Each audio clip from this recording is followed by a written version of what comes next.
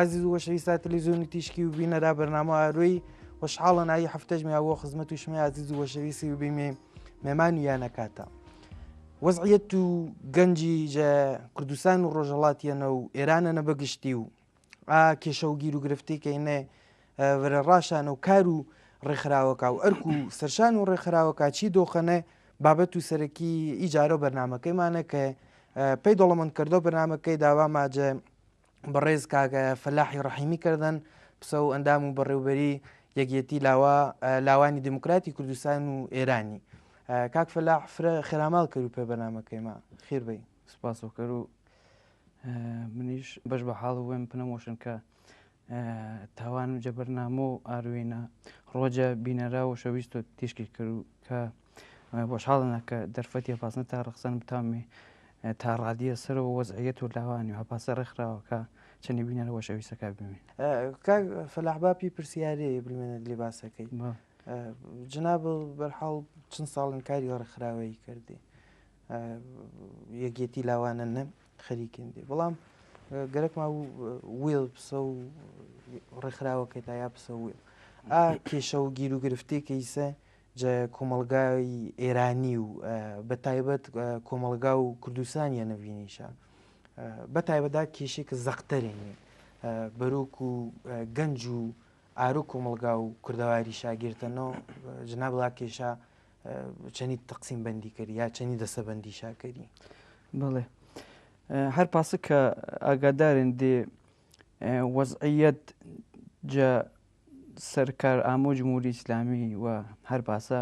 وەڵێ جە جمهوری ئیسلامی جە سیستمە پاشایەتینە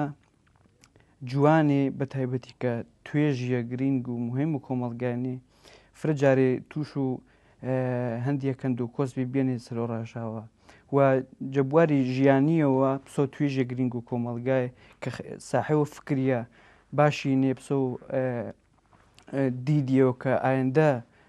مەویناوە هێز وزێ و ونگەرمیەوە و توانایە پاسنە شەهەن کە هەمجە کۆمەلگانە نەخشی باششابوونی و هەم ئایندە کۆمەلگاشە بدەسەوە بوو تەبیعەتەن چە سیستم و ئیسا و جمهوری ئیسلامی چ سیستمە پاشایەتینە پسۆ مەسەلەی سەرەکیە چیوی ڕۆشن و ئاشکران کە مەسەلەی نەتەوەی مەسەلیە فرەگرینگە و پڕەهەمیەتەنە و دماوانەیە چیوێ تایبەت بە توێژولاوی گیر و گرفتیە تەبیعەتەن جێگر کۆمەلگای هەن بەڵام بەداخەوە جە کۆمەلگا و ئێرانی و کوردستانی بە تایبەت فرەجە کۆمەلگاکاتەر و دنیای وەرچەمتەر و زەختەرن مەسەلێ فری هەنێ کە کێشە فری هەنێ یۆ چانیشا مەسەڵەن هەرجە قۆناغە و سەرەتایی وە کە تەبیعەتەن ژیان یان قۆناغی ژیان و ئینسانی دابەشە بوو دەوران و زاڕۆڵەیەوە هەتا سەرتەر کە دەوران و زاڕۆڵەیەوە تەبیعەتەن یەک و سەرەتاییوە دەست بە وەنێ کەر و متەئەسفانە هەرجە یەکەم قۆناغ و ژیانینە کە ئەقلیەت و دانیە جوانی کانات قۆناغ و زاڕۆڵەیینە بە شێویە بیچمگێرە و بە شێوێ شکڵگێرە و جە چوارچێوە و پەروەردە و حکوومەت و وڵاتینە پەروەردە و کۆماری ئیسلامینە بەداخەوە جیاچانەیە کە بە زمان و ئەوایی هەر نەفەریە نیەن کە ئێرانە بێژگە نەتەوە فارسی ئایشە کە بە زمانی فارسی زمانی ڕسمی ئێرانین ئەو نەتەوەکای تەری گردی شا زوڵمیەوە شامەشۆنە کە مەجبورێنێ بە بێ زمان و ئەوایی وشە بە زمانیەوە تری قسێکەرە بە زمانیەوە تری دەرزبوانە و زمانی تری تەحویل بۆ و بە شێوە جەشێوەکە فکریەتی جەباری زمانەوانیەوە ئاسەمی لە کردو دماتر قۆناغە پەروەردەی کە تێپەڕێ بێ سەرەتایی تا پەنج و ئانیشا مەی قۆناغە و متەوەستە یان ناوەندی دماتر دۆران دە بیرستانی وە پیش دانشگای و قۆناغە و دانشگای یان زانکوی هەر ئاڕەوتە پاشێوە مەسەلە و بەخشە کاک فەلاح بەڵێ چیگەنە تۆ کیشە و گیر و گرفتەکە گەنجی دابە شاکەری و سەر و دوێ پێوەرارە یۆشە کێشەوی نەتەوەییە کە زیاتر دلی نەتەوە بندەستەکە ئێرانیە نەپێویە و کێشەی کۆمەڵایەتیە کە ڕەنگە دماتەریش بمێ سەرشە بەڵام ئەگەر سەر و کێشە نەتەوەییەکاوێ گەرەکما بۆ زووم کەرمێ ئیسە پێی نمونێ مەسەڵەن جوانێ بجە سنەنە یا مەهابادنە کرماشانە پاوەنە مەریوانە زیاتر گیر و گرفتە جناب سیستم و پەروەردەیە نەبین یانێ پسە و داخوازی بینەتەوەیی کە هەنشا زیاتر قڕخ کریۆ سەر و واناو نویستەی یا جیاچانی شایچە بەرحاڵ ویست و داخوازی گەنجی ویجە کۆمەلگای کوردیەنە هەم چ جەڕوانگۆ کشیوی کۆمەڵایەتی بێمیشپورە و چه پسە و داخوازیەوی نەتەوەی جنابڵ چنی شیشکەریەوە دیارن هەر بە دوێ کێشە سەرەکی وشە مەسلەی نەتەوەی نەوەی وشە مەسلەی تایبەت بە توێژی لاوین مەسلەی نەتەوەی چی وێنەکە گرد و سەررجەم خەڵکو کوردستانی توشواگیر و گرفتینە بەڵام مەسلەی لاوانی چونکە هەر پاسەکە باسم کرد لاو کەسایەتیە گرینگە نەقشیە باشن وە ئایندە و کۆمەلگایانە فرەتەر چنی کێشەکەی بەرەڕوون ینی من بەستمانە کە سەرتاوە کە باسم کرد سیستم و پەروەردەی پاجۆرە پەروەردە کریۆنی ئەقلیەت و بواری فکریشوە پاجۆرە بجبانی زواری زبانەوانی و شێواز و فکرەوە کردی ئاسیمی لە کریۆ و ئی مەسلەی نەتەوەیە سەرەتاییترین وە پڕکێشەترین فرەتەرین مشکل چیوێەوەن کە مشکل سازن پێی جوانیە کە نەتەوە جە بوارەکە تەریوە تەرەقی کەڕۆنی زمینە و مشکلاتی سەرەتا مەسلەی نەتەوەیەنەکە جە پنج نەتەوەی ئێرانینە بەتایبەت نەتەوە کوردی زوڵمی فرەوەش کردیانە دیارن قۆناغەکە ئەوە وەنەیە تا قۆناغ زانکوی لاویە یان گەنجیە کە وەختی ئەمە ئاگەج چاگەج سنووریش پێم نریۆرە ئەگەر بە شێوە جە شێوازەکە وابەستە یان گرایەشاتیش بەلاو حکوومەتی رە نەبوو خزمەتیش بە حکوومەتی نەکردە بوو دیسان کێشش پێ دروستکەرا کەسانێک کە خزمەتی وەشاکردن پسۆ ئیمتیازی وەرچەمەشگیرە یان ئیشە کە سەر بە بنەماڵە و کەسانێک کە جەشەڕەنە قاڵە بوو بەرژەوەندی جمهوری ئیسلامینە کوشیانی پێشا وەرچەم گێرا و کەسانێک کە جیاچانەی ئانی کە ئینتیمای سیاسی شاهانە کە هەر پراوێز مەگریا و جیاچانەیە کە ساحەوە فکرەتی سیاسیینی ئەگەر پەنەشە بزانم بە هیچی وە قبول مەکردە ڕەنگە گیرایچە مەسلەی نەتەوەی ئی جوان هەرجە سەرەتا و شۆڕەش و کوردی وە پسە و توێژیە تایبەتی ئەهەمیەتە باشش بە مەسەلەنەتەوەیدان و بەش بە حاڵەویش خەباتش کردن و فرجارێ بەهای ئینسانی جا تەمەن و جوانین تەمەن و گەنجی نەدریانە جا گەرەگەرەکمە بێن بسەر و دیارە بەشی جە گەنجە ژەنیەنی ژەنیش هەر باسەکە مزانی بەعام دلێ کۆمەلگای ئێرانیەنە بە تایبەت دما و سەرکارامە و کۆمار و ئیسلامی زڵمی مزعفش نەکردی و فرە و فمینیستە کوردەکەی باسوانەیە کەدا کە جیاجە ژەنێ ئێرانی یانە جە قاڵب و چوارچە و جغرافیایی ئێرانیەنە ژەنی کە زڵمێ بژنا سەرەوە جە کۆمەلگای کوردیشەنە بەهۆ بەرحاڵ نەتەوەی ڕەگەز و ئینیشا جیاچانیشە بار و نەتەوەی یەکەی چەنە زڵمێتەری چژە نەمدو ئیسە دلێ بەمێ دلێ توێژ و لاوی ژەنی جە بە تایبەت کۆمەلگا و کوردستانە بەتایبەت کناچی جە کۆمەلگای کوردستانیەنە جناب چەنی گیر و گرفتەکەش چەنی بینی گردینە سەر و سیستمیۆ یا کۆمەلگایج بە شێوێ خەتابارە یا تاوانبارە بڵێ هەر باسە کە جەنابەت باست کرد مەسەلەی ڕەگەزی جە ئێرانە مەسەلیە وەرچەمەنە بەشێ جە کێشەکەی سیستمی حکوومەتین و بەشێک کەمترش خەڵکەکەن تەماشا کرە هەر ئینسانی کە سەرەتاوە فکرش بە شێویە جە شێوەکە شکڵ مگیرەوە ئەوەڵەن مەسەلەی پەروەردەی جا خود و دەرزوەنێ و فێرکردە بنە ماڵێ بەزارۆڵەیەوە هەتا بێسەر فرە مهمن گرد و بابەتەکە و گرد و ڕوانگەکە و کۆمەلگای ئەچا چێوە چاشکڵوە گرتێ سەرچاو مگیر مەسەلێ ژەنا پاسە کە جەنابەت باس کرد جیاچانەیە کە زوڵمی نەتەوەی شاکریانە زوڵمی ڕەگەزی چاکریانە حکوومەتێکە سەر و ئەساس و ئیسلامیە شیعی ئەسنا عەشەری کە وەلایەتی فەقیهی نوێنەرایەتیش مەکەر و هەر پاسەکە وی چا باز مەکەرا خامنەی ویش بە نوێنەرە خۆی مەزانەوە پاجۆرە کە ڕوانگە و ئێشانن هەڵبەت ماچا ژەنی نیمە و پیانە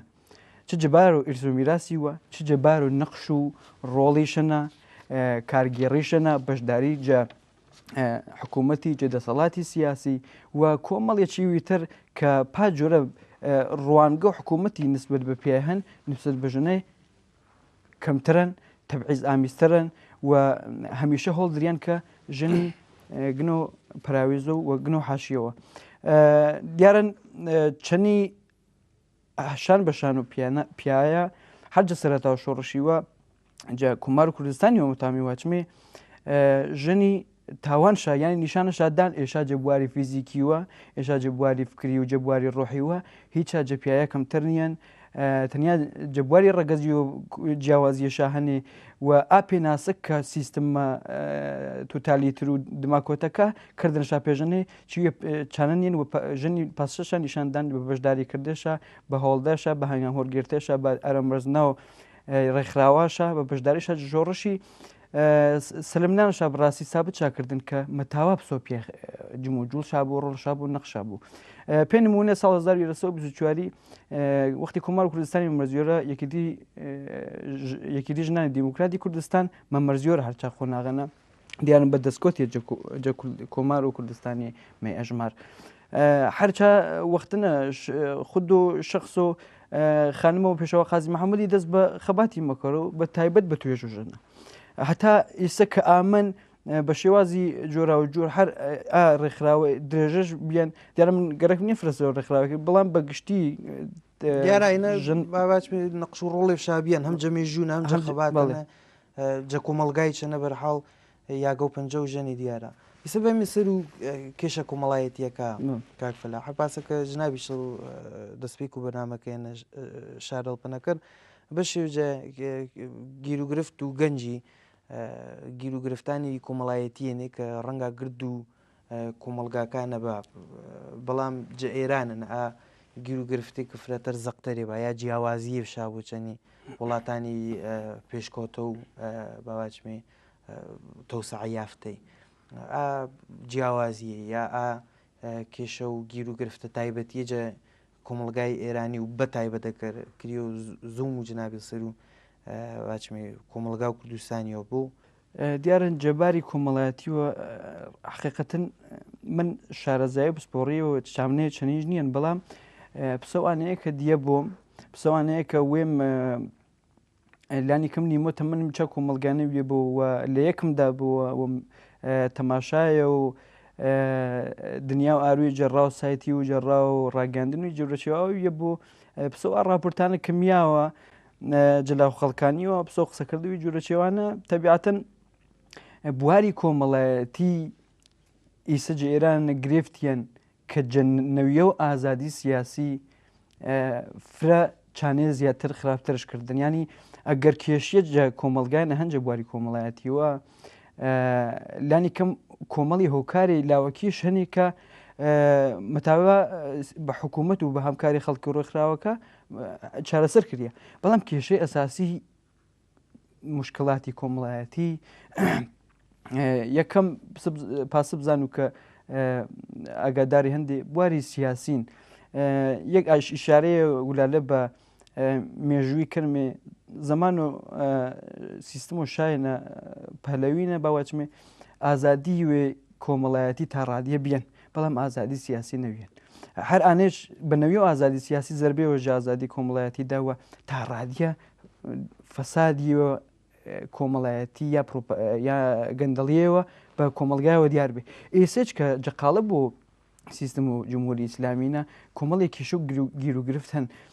هەر خود و شێواز و بەرخوردی یان هەڵس و کۆت و نەفریە جە کۆمەلگایەنە جە مەرحەلەی جیاوازەکە و ژیانینە جزاڕۆیە گەنجیە میان ساڵی هەتا تەمەن و پیری پاجۆرە کە مەشوو کۆمەلگایە بۆ نییەن چونکە کۆمەلگای سالم هەر حاکمیەتە پاشێوازە کۆمەلگایشە یاونێنە ئاستا بە سیستمە پەروەردەش کێشەی اقتصادیش نەویە و ئازادی سیاسیش بێدرەتانکردە و خەڵکی جەبەشداری کاری ڕێکخراوەی و نەبیە و دیموکراسی و ئازادی بتایبەتی مەسلەی نەویە و ئازادی و فرەچیوی ئیجبار کردێ سەر و کۆمەڵگارە فرەچیوی ئیجبار کردێ نەک بە معنا و قانونیە کە سەر و ئەساس و مرۆڤایەتی مەرزیا بۆ و سەر دیموکراسیوە بەڵکو بە شێوازێک کە بواری ئاسانژیای و بواری باشژیا و خەڵکیشە وەرچم و نەگرتن و ئی مەسلەی پاسچەکردن کە کۆمەلگا و ئێرانی و کۆمەلگا کوردستانی بە تایبەتی بە پاهۆکارانە کە باسما کردی هەڵبەت بە کورتی یاوەنە ئاستەکە توش و کێشە و مشکڵاتی کۆمەڵایەتی فرهن و تەنانەت ئیسات فرە جامارەکە باسانەیە مەکەراکە توش و بڕێ دیاردا بێنێ پێسە و ئەتیادی پێسە و نەوەشیەکە و ئیدزی و پێسە و خەمۆکی بەرشیە و مێژگەکە یان فکرەکە و ئەقلەکە بەرشیە و ئینسانەکە جەگرۆ تەمانەکانە پێ بەرە وڵاتی چونکە مەوینە کە بێدەرەتانی هەن هیچ مەودایە نیەنە پێ تەرەقی کردێ پێ پیشڕەفت کردێ پێ بەشداری کردێ ئێشەش مەجبورێنی پێ دەرزوەنێ پێ ڕۆڵگێڕایجە کۆمەڵگایەنە کە چیوە فرە گرنگەن پێ کارهایە تری پێ پێشکەوتنی فێربیۆ سەنعەتی فرە چیویتەری یان بەشداری سیاسی مەجبورێنی پەنابەرە بە وڵاتانی تری ڕێکخراوەکە و بەگشتی سیستەمە وەرۆچەما و خەڵکیوە کەوتن و جوابگو ئاشێوەیە کە خەڵگەرەکشن کاک فەلا دیارە جناب ویڵ ئەندام و بەڕێوبەری یەکێتی لاوانی ڕێکخراوە و یەکێتی لاوانی حەز کرد و وەڵتەرەگە کریەوە بە کورتی منیژوێ سەر و ڕێکخراوەی تا بە بەرحاڵ ڕەنگا فرە نابەڵام بە شێوجە بینەرامە ڕێکخراوەکەی تا نەژناسا کە دەست بۆ کارپیان کە مەردیانەرە شێوەکاری تا چەنیا حەز کرد و گەرکری و سەروە ڕێکخراوەکان تا بازی زانیاری مادەی بنە دیارە نەگەر باز جارە مەرزیە و ڕێکخراوی کەرمێ تەبیعەتەن بکورت و مختصر من گێڵووە پێ مێژووی دما شەڕ دووەم جیهانی هێرش و سپا و ئەڵمانی و تێکۆشان و نەتەوەکە و ڕۆژهەڵات و ناوەڕاستی جەبەرامبەرەوەی ئیمپریالیزم و ژاپۆنی و یۆگرتە و یەکێتی ئەوروپای بەرامبەر و ئیتالیای فاشیزمینە و ڕما و ڕاو باواچمێ ڕژیم و ڕزاشای جەسەردەم و ساڵ 1920 کۆمەڵی چیوێ دەستادە دەسوی کەش و هەوایە ئازاد جا ڕۆژهڵاتی ناوەڕاست بەتایبەت ئێران و کوردستانە دروست بوونی و ساڵ 1924 شخص و پێشەوای بە سەرۆکایەتی وەفدیەوە شخص و پێشەوای ویش چەندی وەفدیەوە مەلا پاسە کە دەسەڵاتدارە رووسیە ئامانی ئێران وتوێژێ مەکەرا سەبارەت بە وەزعیەت و ئاوەختە و ئێرانی کوردستانی دیارن جەبواری سیاسیەوە تا ڕادیە پشتیوانی چانەی مەکرە کە جە کوردستانە حزب و ڕێکخراویە پێچالاکی کردە و کوردەکە مەرزیۆرە هەرچا وەختەنە ساڵ 1924 حزب دیموکراتی سەر و بناغ و کۆمەڵۆژی کافی و کە پێشتر خەباتی نهێنی و ژێرزەمینشکردن بە مەرزیۆرە چمێڵوەتە نەبێنێت لا بەحسێ پشتیوانی دەرەکیش پێسە پشتیوانیەوە دەرەکی چاکەش و هەوا ئازادنە تقریبن نیمچە ئازاد کۆمار کوردستانی کەمە مەرزیۆرە تەبیعەتەن حزب دیموکراتی پێسە و یەکەم ئاڵا هۆرگێریان یەکەم هەنگامنەر هەڵمەوە کە مەسەلێنێتەوەی بە شێوە جەشێوەکە چارەسەر کرد و سیستمی حکوومەتی دیموکراتیک بمەرزنۆرە کە تەنیا 11 مانگێنە بەداخەوە دمەتر بە هۆکارێ جیاوازێ مەوڕۆنی و جەبێن مەژوو ئێمە ئەگەر باز ئەرەمەرزیە و ڕێکخراوی یەکێتی لاوانی کەرمێ نەمەکریەوە باسامێژوێ نەکردن وە حاشا هورنەگیرن یەکێتی لاوە هەر چاکەش و هەوانە پسە دەستکۆتیەوە کۆمار و کوردستانی هەڵبەت بە وینیا و دوێچێوە ئەساسیە کە یۆشان مەسەلە و جەهان بینی کە توێژ و لاوی توێژی گرنگ و پڕبایە خەجە کۆمەڵگانە و یۆجە مەسەلەکە تەری ئاوەختە کە لاو کۆمار و کوردستانینە ڕۆڵی ئەساسی شابین بەشداری شاکردن و هەنگامی باش شاهۆرگرتنی پێ مەسلێنتەوەی وە تاوان شارڕێکخراویە مرزنارە کە هەم ڕێکخراویە سنفی بوو قاڵب و کۆمار کوردستانی تایبەت بە توێژولاوی پسەوپردیە پەیوەندی زمینە سازی پیانەیە کرد و جبواری پەروەردی و بارەکاتریوە لە کۆمەڵ لاوە بیاونە ئاستێکە مشۆبوونی دیارە مێژوویە دوور و درێژن تاریخیەوە دوور و درێژن زیاتر 66 ساڵێ ئی ڕێکخراوە مەرزیانەرە یەکەم جارکە مەرزیانەرە هەر حاڵەت و ئانەیە بێن کە چالاکیەوە جە کۆمار کوردستانی نەمەدەنی بوونی بەڵام دوماتر کە پا نریانەوە قۆناغ و خەباتی و ئانیشا و ڕژیم و شاهێرش مەکەڕ کۆمار کوردستانی مەڕۆنی و جۆرەچێوانە دیسان لاوە مگناوە قۆناغ و خەباتکردێ و هەتا ساڵ 1932 و ئانیشا خەباتی ژێرزەمینی مەکردیەوە دیارن کۆمەڵی چێوی هەنێک کە ڕۆژادانە و ئەچا مابێنەنا کە ئەنە مەلۆ قۆناغ و مێژووی مەلۆ بابەت و مێژووی و قسەکردی سروانەیە پێویست بە وەختی فرە مەکەڕەوە بەڵام ئەگە گەرەکمەوە بە کوردی باسشکردمێ چنگە جاریەوە ڕێکخرا و لاوانی زیینەوە مۆنی و دیسان پەردەوازە مەکریەوە بەڵام تا ئەگەر گەرەکمان بە قۆناغ بەندیشکردمی ساڵ 1924 تا شۆڕش و گەلاوێنان 1957 کە گەلاوێرانی شۆڕژ مەکریەوە بە هەر حاڵ ڕژیم و شای وڕۆنیوە چا مووقعەتەنە لاوا دیسان مەتاوا و پێیانێش چەک هۆرمەگێرە و شان بەشان و توێژەکە تەری کۆمەڵگای و بە بەشداری مکراجە سەررجەم حیزبەکانە بە تایبەتی حیزب دموکراتی نەکە پاجۆرە کە مێژوو باسش مەکەڕ و بایەخش بە لاوەدان قۆناغی دووەمە لە ساڵەوە 1957 تا 1970 و قۆناغی سێهەمە 1970 تا 1970 دیارن ئەچی مابێنەنە تا 1992 کە ئیسە هەن ڕێکخرا و لاوانی چەندین کۆنگرێژ گرتێنێ هەڵبەت ئەو جۆ بێدەرەتانینە و ئاوارەبیەی و ماڵوێرانی و جۆرەچێوانە بەڵام تاوانش بە شێوەیە شێوەکە ڕێکخراوە چۆکپەن نەدریەوە ڕێکخراوە زیینەوە بوو ئەگەر دەرەتانیە بیان ئەگەرچی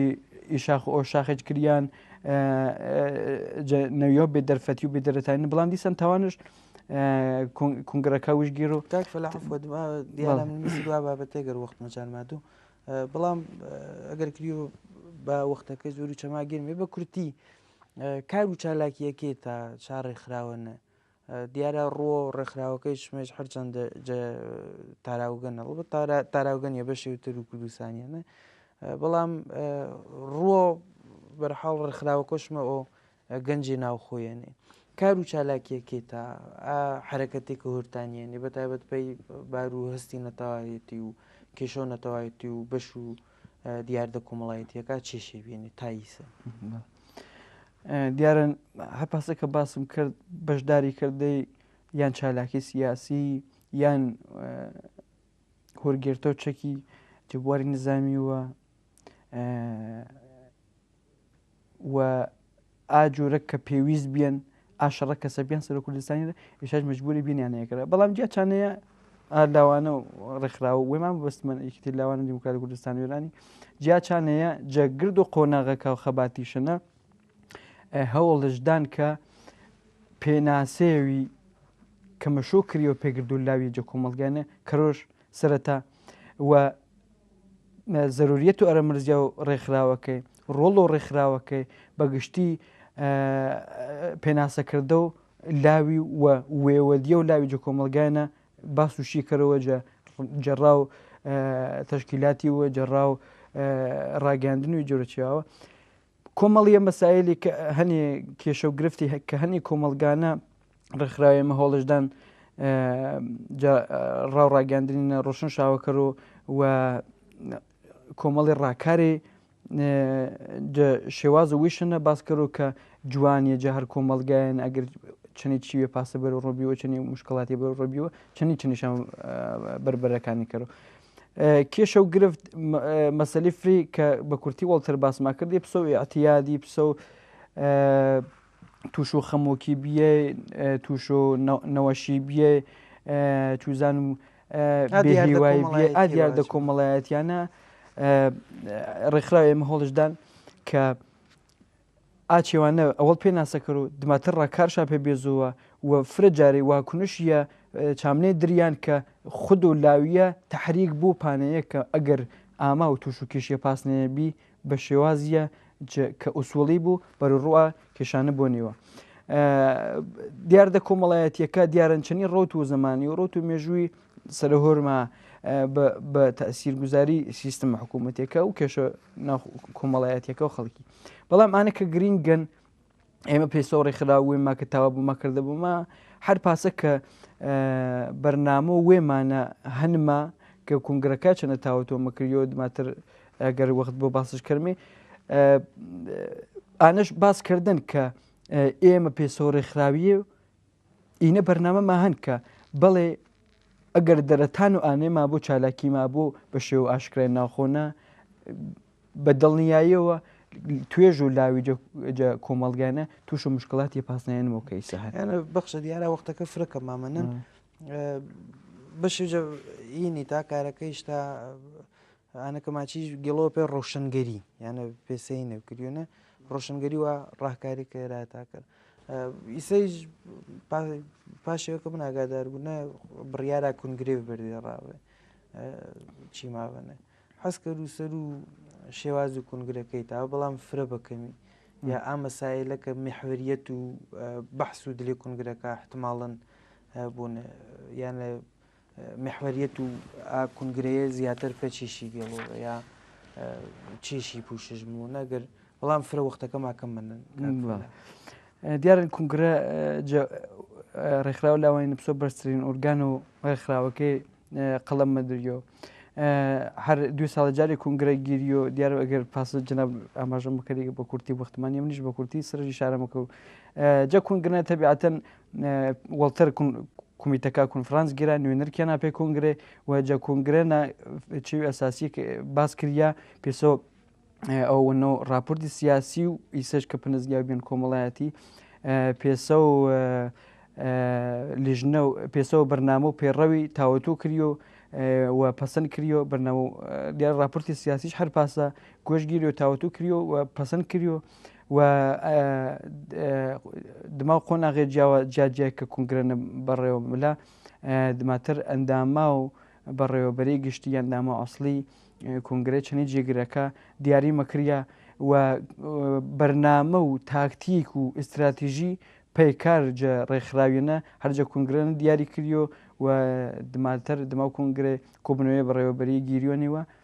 سکرتیر و جگەر سکرتیر دیاری کریۆ و دماتر شێوازە کۆبیە و ئەندامە کە دەوڵەمەند شاکردن ئاڕێکخراوە بەرنامیشە دیاریکردن بەرنامەوە تایبەت و سەردەمیان و تازەتر موازە وەرە دەست بەڕێوەبەریەکە پێ دو ساڵی ئایندێ کاک فەلاح فرە بە کورتی ئەندامەکی تا زیاتر کنگرە نەبەشداری بە ئینەی هەر هەریم و کوردستانیانە یا وڵاتانی تریشە بەشداری یانە ئێمە هەرێمە کوردستانە شارە جیاجیەکانە کۆمەڵی کومیتی فرێمە هەنی ئەندامی فرێمە هەنی و جیاجە کوردستانی ئێمە هەم جە ئەوروپانە نوێنەرایەتیمە هەن و هەم کومیتێمە هەنی و هەم ئەندامی مەهەنی جە ئەوروپانە و تاوانشە بە شێوازیە فرە باش و سەردەمیانە بەشداری جە کوبوونەوە جیهانیەکە فستیڤالەکە و لێ کوردستانی چنە بەشداریکردن جێجە لاوان و هەر چوار پارچە کوردستانی دروستکردەوە فدراسیون و ڕێکخراوەکە و ڕۆژهەڵات و کوردستانیشە بەخشە کاک فەلاح گەرەکمازان و ڕۆڵ و گەنجێ ناوخۆی بەرحەڵا گەنجێکەینێ ناوخۆ کوردستانیانە ویسە ڕەنگە بڕێوەندامێشتا باچاکە بەڵام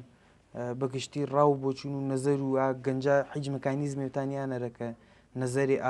خەڵکەیە ناوخۆنە دلی کنگرەکەیشتانە باسش کردیۆ بەڵێ مەسەلیە مهمە داماژە پنەکردە دیارن تەبیعەتن ڕێکخراویە کە خەبات پێ توێژ جە کۆمەلگای کەرەوە ئەگەر لێ ئەکۆمەلگایانە نفوزی وەژنەوە یاگیە وەژنەوە ئیتر خەبات پێچیشی کەرەوە تەبیعەتن بە دڵنیایەوە بە وەشحاڵیەوە من ئانەیە خزمەتان ئاش کرد و کە ئێمە پسۆ ڕێکخراوەکەمە هەم تەشکیلاتمە هەن کۆمەڵی ئەندامی فرێم چالاکی و ئاگایمە هەنی و هەوڵی چمادان پێگیرتەوە کنگرە نەزەر و بۆچوون پسۆ ئانیشە کێشە هەم بە شێوە حزوری فیزیکی و فکری نەینەجێت لێ کۆمەڵگایانە کۆمەڵیە چی مەزانە کە ئێمەش هەڵمادان پەیوەندیشا چنە گەرمی پێ دۆڵەمەکردە کنگرەکەیمە چێشاج جەبووچون و ێشا استفادە مەکردنی پێی کنگرەکەی یانە بە شێوجە کنگرەکەش بەرحاڵ ڕاو بۆچوون و نەزەر و ئەندامان ناو خۆیە بڵێ دیارە ێشانمەتەوە تەشری بارە پێی گرتە کنگرێ بەڵام هەر کیاستە و فکر و ئێشا و کیاستەوە بەرناوە و پێشنیار و ئێشا بە معناوە بەشداریکردەی ناڕاستەوە خۆی ئێشان جە کنگرێنە کاک فلا فرس واصل کرد پایان عزیەت و کشتوامای پێ بەرنامەکەما ئێمە قسەوەمانە منن بەڵامەکە جناب قسەوە چێوەمەنە بۆ فرە بۆ کردی نامی خزمەت منیش بەش بە حاڵ و مسپاس وشمە کرد و ڕۆمجە توێژ و تایبەت و کۆمەڵگای توێژی ونگەرم و بە وزە ئانێن کە چەنی دیاردە ناشرینەکە کە جمهوری ئیسلامی دروستکردێنی کە باسما کرد بربەرەکانی کەرە وشە تەسلیم نەکەرە تەحریک نەکریە و ڕۆکەرە ڕێکخراوەکە بە تایبەتی ڕێکخراوی تیلاوانی وکرات و کوردستان و ئێرانی ئێمە هەم سایتما هەن و هەم جەڕا و جاروبار تەلەڤیزیۆن تیشکی و تاوانمە سەرنج و بۆچوون ومە بیاوان میلاو لاوانی بتاوە بە شێوێ جەشێوەکە پەیوەندی کرا بتاوە وشاجە کۆمەڵی ئاستەنگ و کێشە هەند دوور وەکرا تا بتاوامی ئایندێوە باشمە پێی نسڵ و ئایندێ وە پێی ئیسای کەوێمە هەنما دروستکەرمە من بە جمڵیەوە جوان و شیرین و شەهید و ترخاسمنووی کۆتایی بە بەرنامەکەی مەمار و چا زیاتر وەختانەمە گیرومەجۆ ئەمە فەرماوە گەر نسڵ و وەڵجە ئێمە ئی ئەرکە کە ئیسی ناسەرۆشانەوەیمەوە بە یاگەشە ئاوردایە ئیسە نسڵ ئێمە شەهیدش نەوێ با ئیسە ئێمە ئی ئەرکێ بە یاگی بەرمێ تا نسڵ و داهاتووی پیشێوەنەوەنی سپاس تا کرد و فرەوەش حاڵ بیانی کە تاواماجە دەرەتانیەنە و وەختیانە خزمەتەوە وینەراوە شەویستەکە و شمە و تێشکی هەمیش سەرکەوتوینە بیرمی سپاس دەست وڵازی وەشەویسا پیشێوەمەمی کۆتایی بەرنامە ئیجارەیشمە ڕاو نەزەر و بۆچون وتام تاجێجە ڕاو ئیمەیل و بەرنامەی ئارۆ ئەتیشکتیوی داتی یا جەڕا و فەیسبوک و بەرنامەی کە بە تازەیش کردن ماوە فەیسبوک بەکەسلەش ئارۆ تیشک حتمما چەنێمە ارتباطە نەبیێ وەشحاڵی بیمێ سەرنج و ڕاو بۆچون و شمەی جە بەرنامەکەمانە تەسیر شاو تا جارێتتر و چەمپەنە کۆتیرتر ماڵاوە.